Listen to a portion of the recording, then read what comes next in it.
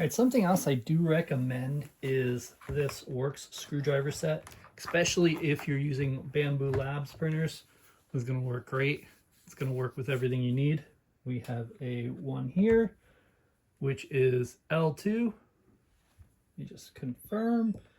Here is a screw from a Bamboo printer, and you can see that's the wrong one. This is the right one. So here we have it here, and right there we can turn it. This is L2 hex key, and the hex is given to you. So you do have it in the printer when you purchase it, but this is going to make it a lot easier because you'll be able to load this in the screwdriver and you'll be able to just go. So you just turn this over to turn it on, and then you pick your direction. So first we'd want to put the bit in. Don't forget the bigger piece, which I did. The bigger piece in, screw it in, and we're good to go. So now it's nice and tight.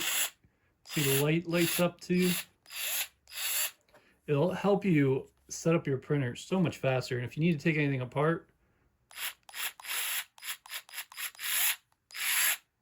so this is gonna do more than just for the printer, but since the printer works well with this and it does have the right pieces, it's definitely recommended because there is a lot of screws you got to take out, especially when you receive your printer.